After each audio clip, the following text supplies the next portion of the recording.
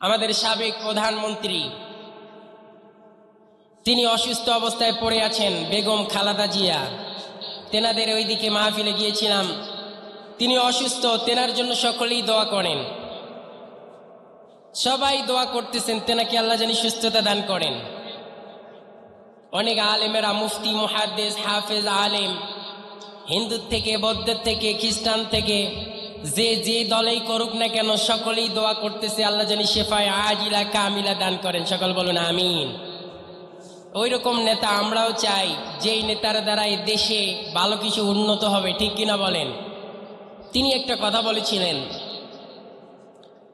যে আমার দেশে, বাংলাদেশে আমি জন্মগ্রহণ করেছি, বাংলাদেশে থেকেই আমি মৃত্যুবরণ করতে চাই। তেনার দোয়াটা আল্লাহ কবুল করেছেন। এমন কিছু স্বৈরাচারের মতো হয়নি যে যারা এই বাংলাদেশে এখনো পর্যন্ত ঠাঁই পায় না, তাদের ঠাঁই নেই যদি বাংলাদেশে আসে। মানুষের উপর কতই না নির্যাতনার জুলুমের তারা শিকার হয়েছে। তো অসংখ্য মানুষ তারাও বুঝতে পেরেছে যে আমরা ওরকমও নেতা চাই যারা দেশের নাগরিক, দেশে থেকেই ভালো কিছু তারা করে গেছে, তারা জীবনও ছেড়ে দিয়েছে শুধু বাংলাদেশের জন্য। আগামীতে আমরাও তাদেরকে দেখতে চাই যারা দেশে থেকে, ক্ষমতার চেয়ারে থেকে কোরআন দিয়ে দেশ পরিচালিত করবে। চাই কি চাই না? সকলে বলেন চাই কি চাই না? ওই নেতা চাই যেই নেতা দেশ পরিচালনা করবে কোরআন দিয়ে। কি দিয়ে? সকলে বলেন তো কি দিয়ে? আমরাও এমন নেতা পেয়েছি। আমার নবীজি, তেনার আদর্শ, তেনার ইতিহাস, তেনার সব কিছু জীবন বৃত্তান্ত পড়ে পড়ে কাফেরেরা, হিন্দুরা, বৌদ্ধরা, খ্রিস্টানেরা পর্যন্ত তারা যারা দেখে সবাই অবাক হয়ে যায়। এত সুন্দর করে কথা বলেন, এত সুন্দর তেনার জীবনের আচরণ, এত সুন্দর জীবনের ইতিহাস করে রেখে গেছে। হাজার হাজার হিন্দু, বৌদ্ধ, খ্রিস্টান যারা আছে সবাই কালিমা পড়ে ইসলাম ধর্ম গ্রহণ করেছে, ঠিক কিনা? কেমন নেতা পেয়েছিলাম? রব্বুল আলামিন বলেন, ও গোলাম শোনো শোনো, আমি আল্লাহ যুগে যুগে নবী এবং রাসূলদেরকে পাঠিয়েছিলাম একটাই কারণ তারা বিভ্রান্তির মধ্যে যেই মানুষেরা পড়ে থাকবে, ওই মানুষেরা যাতে করে তাদের ভুল পথ ছেড়ে দিয়ে তারা যেন ইসলামের পথে আসতে পারে। আল্লাহু আকবার। নবী এবং রাসূলদেরকে পাঠালেন যারা বিভ্রান্তির মধ্যে ছিল, যাদের ধর্ম, যাদের স্বভাব, যাদের চরিত্র এত নিকৃষ্টতম ছিল। নবী এবং রাসূলেরা ইসলামের দাওয়াত দিয়েছে, কালিমার দাওয়াত দিয়েছে, এক তাওহীদের কালিমা লা ইলাহা ইল্লাল্লাহ দাওয়াত তারা দিয়েছে। পৃথিবী একমাত্র মালিক আল্লাহকে ছাড়া মুসলমান কারো সামনে মাথা নত করতে পারে না, অসম্ভব।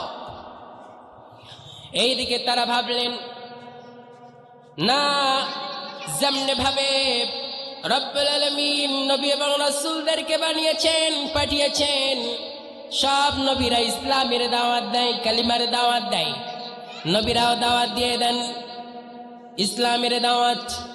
ওই জামানায়, ফিরআউনের জামানায় মুসাকে পাঠালেন। মুসাকে বললেন, ও মুসা, তোমার চিন্তার কোনো কারণ নাই, তোমার বংশ নির্বংশ করতে চেয়েছিল, কিন্তু আমি রব্বুল আলামিন তোমাকে এমন করে দুনিয়ার বুকে পাঠাবো, ওই ফিরআউনের ঘরেই তোমার লালিত পালিত হয়ে যাবে। আল্লাহু আকবার। কোরআনুল কারীমে রব্বুল আলামিন জানিয়ে দিলেন, ওয়া মাকারু ওয়া মাকারাল্লাহু ওয়াল্লাহু খায়রুল মাকিরিন।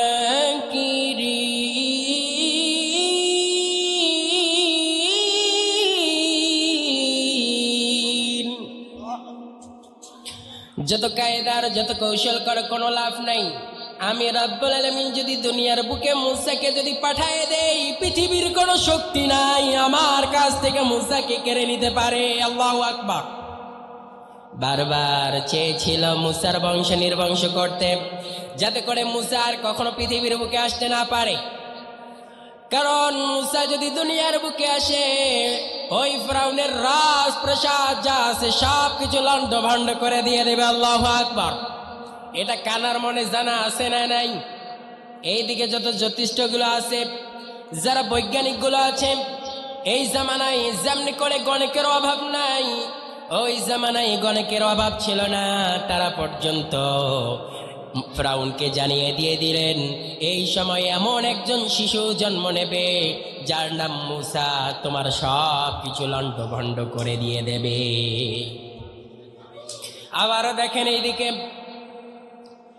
এইদিকে দেখেন বিশ্বনবীজিকে পাঠালেন আবু জেহেল, উতবা, শাইবারা। তারাও বিরোধিতা করেছিল আমার নবীজির, ঠিক কিনা? বিরোধিতা করল। আমার নবীজিও দাওয়াত দেয়, ইসলামের দাওয়াত, কালিমার দাওয়াত দেয়। এই দাওয়াত যারা গ্রহণ করে তাদের জন্য সুপথের রাস্তা আছে না নাই? নবীজি দাওয়াত দিলেন। এই দাওয়াত দিতে দিতে আমার নবীজি তাইফের ময়দানে গেলেন। তাইফের কাফেরেরা নবীজিকে চিনল না। এত জোরে আঘাত হেনেছে, এত জোরে আঘাত দিয়েছে, আমার নবীজির শরীর মোবারক থেকে ঝরঝর করে রক্ত জমিনে পড়ে যায়। বিশ্বনবী সাল্লাল্লাহু আলাইহি সাল্লামের জুতা মোবারক পর্যন্ত রক্ত জমাট হয়ে যায়। খেয়ে না খেয়ে আমার নবীজি ইসলামের দাওয়াত, কালিমার দাওয়াত তিনি দিয়েছেন। আল্লাহু আকবার। ওই তাইফের কথা এখনো পর্যন্ত মুসলমান বলতে পারে না। খেয়ে না খেয়ে তিনি দাওয়াত দিয়েছেন। আমার সাথে পড়েন, খেয়ে না খেয়ে দিন পূজারীর কাজে নিজেকে দিয়েছ বিলিয়ে। তাইফের কাফেরেরা চিনল না এ আলো, দুষ্টু ছেলেদের পিছু দিল লেলিয়ে। পাথরের আঘাতে ক্ষত বিক্ষত হয়ে সারা শরীর থেকে রক্ত ঝরে। হে রাসূল, তোমাকে ভুলি আমি কেমন করে। হে রাসূল, তোমাকে ভুলি আমি কেমন করে। হাজারো ব্যথা বেদনার পরে ফিরে আসনি তুমি আপন ঘরে। দিনের আলো তুমি সরিয়ে দিতে চলে গেলে মদিনায় মক্কা ছেড়ে। হে রাসূল, তোমাকে ভুলি আমি কেমন করে। হে রাসূল, তোমাকে ভুলি আমি কেমন করে। ঠিক কিনা? আমার নবীজি ইসলামের দাওয়াত দিলেন, কালিমার দাওয়াত দিলেন। এক তাওহীদের কালিমা লা ইলাহা ইল্লাল্লাহর দাওয়াত দিয়েছেন, ঠিক কিনা? নবীজি দাওয়াত দিলেন।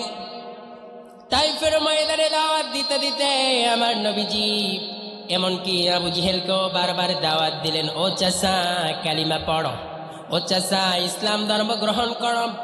ওই ইসলাম ধর্ম গ্রহণ করে নাই, শুধু একটা কথাই বলেছিল, শুধুমাত্র পড়েন লা ইলাহা ইল্লাল্লাহ মুহাম্মাদুর রাসূলুল্লাহ, বলার দরকার নাই।